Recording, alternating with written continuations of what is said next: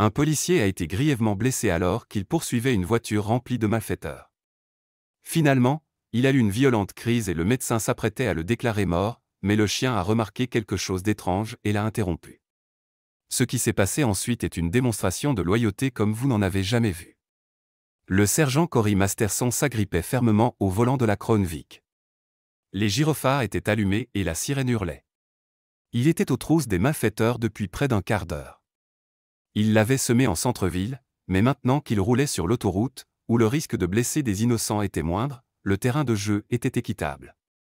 Il observait le SUV devant lui, puis jeta un coup d'œil dans le rétroviseur vers Renault, assis sur la banquette arrière.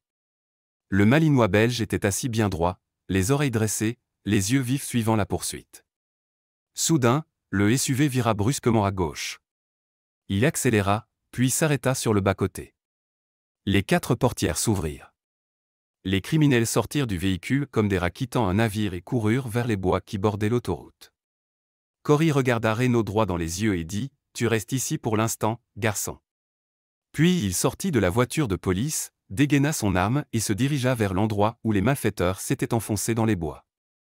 Ils étaient quelque part parmi les arbres, mais Cory ne voyait ni n'entendait aucun signe d'eux. Prudemment, il s'avança plus profondément dans les bois. Il se déplaçait latéralement pour couvrir tous les angles, armes levées, tous les sens en alerte. Quand le coup arriva, le temps sembla ralentir. En tombant au sol, Cory comprit qu'il avait été pris en embuscade. Il sentit qu'il avait été frappé à l'arrière du crâne avec un objet lourd et qu'il perdait connaissance. La dernière chose qu'il fit avant de sombrer fut d'appuyer sur le bouton pour ouvrir la portière de la voiture et libérer Renault. Quand la portière s'ouvrit, Renault jaillit comme un éclair. Son flair le guida immédiatement. À travers les arbres, il aperçut Cory, allongé au sol, immobile, avec un homme massif assis sur lui. L'homme tenait un énorme couteau.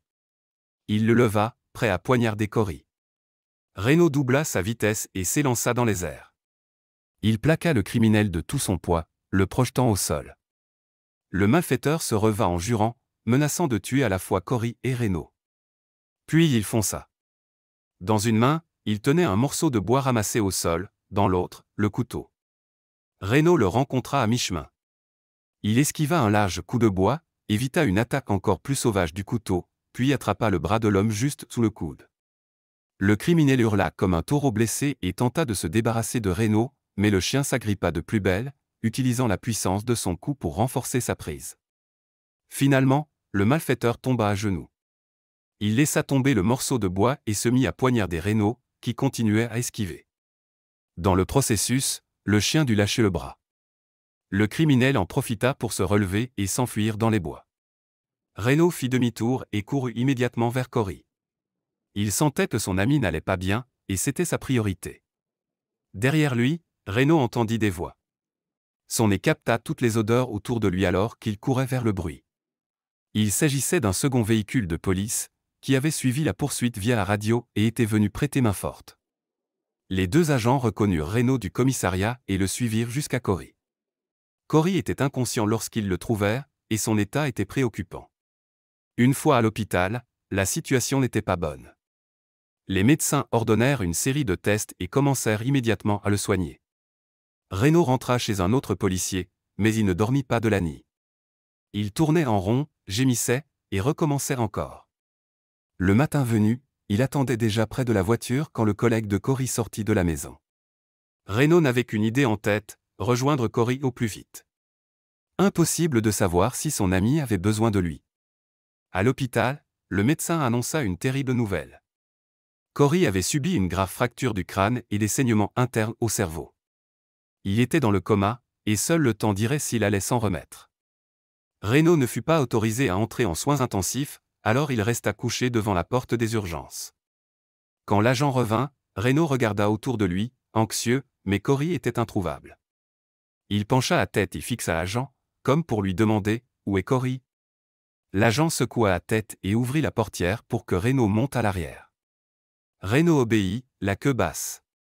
C'était comme s'il comprenait ce qui se passait. Quelques mois plus tard, la décision fut prise de ramener Cory chez lui. Il était toujours dans le coma, mais tous espéraient qu'un environnement familier l'aiderait à se réveiller. Un service de soins en continu avait été organisé, et tout le commissariat escorta l'ambulance jusqu'à la maison de Cory et Reno. Reno trouva une place à côté du lit de Cory et y resta, jour après jour. C'est un jeudi matin, à l'aube, que Reno remarqua pour la première fois que quelque chose avait changé. Le chien ne savait pas exactement ce qui se passait, mais quelque chose n'allait pas avec Cory. Il bondit hors de la pièce et gratta à la porte de la chambre où dormait la soignante de Cory. Elle se réveilla à cause du vacarme et suivit Reno jusqu'à la chambre de Cory. Le spectacle qui l'attendait lui arracha des larmes.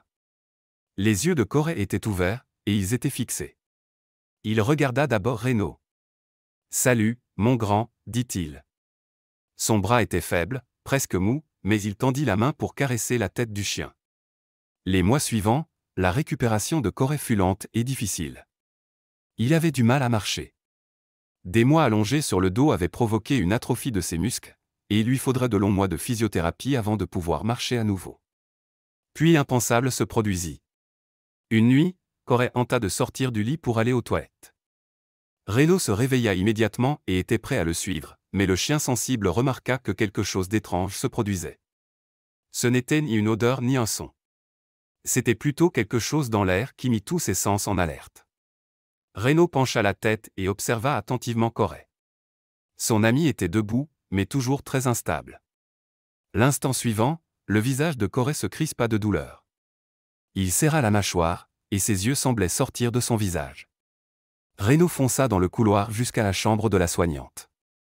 Il gratta, aboya et grogna jusqu'à entendre du mouvement à l'intérieur, puis il repartit en courant vers la chambre de Cory. À ce moment-là, Cory était déjà tombé. Son corps convulsait encore, et une fine couche de mousse couvrait les coins de sa bouche. La soignante entra dans la pièce et prit le relais. Elle parla doucement à Cory, plaça un oreiller sous sa tête pour soutenir sa nuque et le roula doucement sur le côté. Elle vérifia son pouls et sa respiration, puis appela le médecin. Quand le médecin arriva, il examina Cory puis secoua la tête. Il se tourna vers la soignante et lui parla avec urgence. L'ambiance dans la pièce était empreinte de tristesse. Il parlait et agissait comme si Cory était mort. Reno avait vu cela de nombreuses fois durant son service. Les gens réagissaient ainsi quand quelqu'un mourait. Mais Reno ne comprenait pas. Pas du tout. Le médecin pensait que Cory était mort, mais Reno savait qu'il ne l'était pas. Quand ils apportèrent un brancard pour emporter le corps inerte de Cory, Reno entra en mode combat. Il se plaça au-dessus de Cory, les pattes écartées, puis retroussa les lèvres pour montrer ses dents et grogna de manière menaçante. Chaque fois que quelqu'un essayait de s'approcher, le grognement se transformait en grondement féroce. Et lorsqu'on reculait, il redevenait un grognement sourd. Cela dura plus d'1 heure. Puis une seconde heure passa. Le médecin avait appelé la police. Il voulait qu'ils viennent chercher le chien afin qu'ils puissent emporter le corps de Cory. Le capitaine en personne arriva sur les lieux. Lorsqu'il vit Reno debout au-dessus du corps inerte de Cory, il baissa les yeux. Il dit au médecin que ce ne serait pas aussi simple que prévu.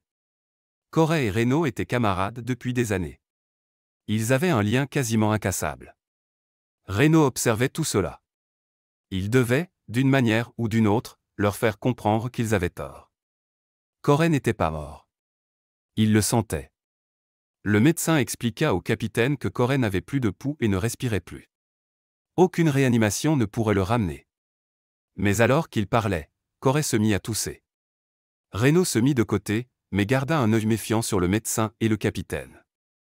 Le lendemain matin, le médecin passa à la télévision et raconta à la nation qu'il avait été témoin d'un phénomène rare appelé l'effet Lazare. Cory avait semblé mort, mais ce n'était en réalité qu'une grave crise d'épilepsie due à une blessure à la tête.